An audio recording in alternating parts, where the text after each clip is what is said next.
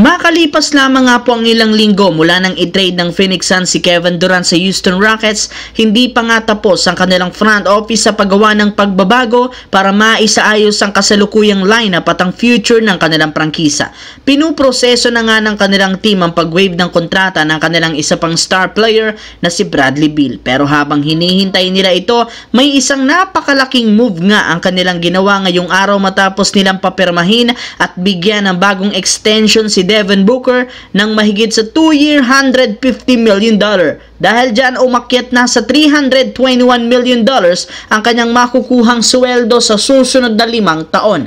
Ayaw nga po nilang bitawan pa si Devin Booker at sisiguraduhin nila ang kanyang future na pangungunahan ng kanilang team. Simula nang umalis si Kevin Durant, marami nga pong teams ang nagka-interes sa pagkuha kay Devin Booker ngayong off-season, kaya hinarangan na nga nila ito sa pamamagitan ng pagbibigay sa kanya ng bagong contract extension. Samantala, alam naman nga ninyo na isa sa mga naging kahinaan ng Los Angeles Lakers last season ay ang kanilang bench o second unit sa kawalan ng isang player na mapagkakatiwalaan sa scoring. Kaya sa tuwing nagpapahinga nga sina LeBron, Reeves, Luka, madali nga silang na-outscored. Kaya isa nga ang kanilang bench sa mga balak nilang mapa-improve. Kahit man nakuha nila si Jake LaRavia sa free agency, mas gusto nga nila itong mapalakas sa pag-trade ng ilan sa mga players na hindi nila magagamit pa. At kapag nagawa nila yan, makakakuha sila dito ng full biannual exception na nagkakahalaga ng mahigit sa $3.3 million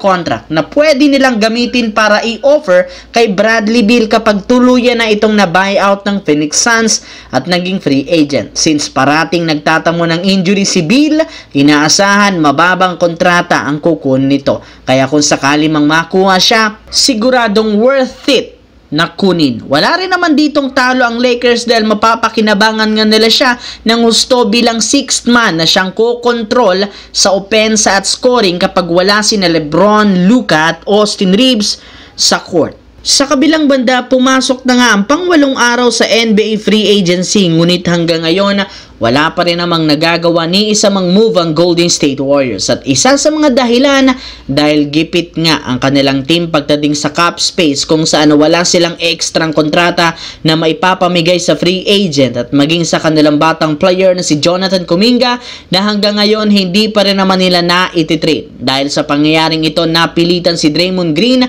na mag-grant o magreklamo sa liga kung saan ito nga ang bagong Collective Bargaining Agreement o CBA ang siyang sumira sa kagandahan ng free agency ngayong off-season. Hindi nga daw ngayon nakakakuha pa ng mga batang player ng sapat o tamang kontrata since nililimitahan ito ng bagong rules ng liga.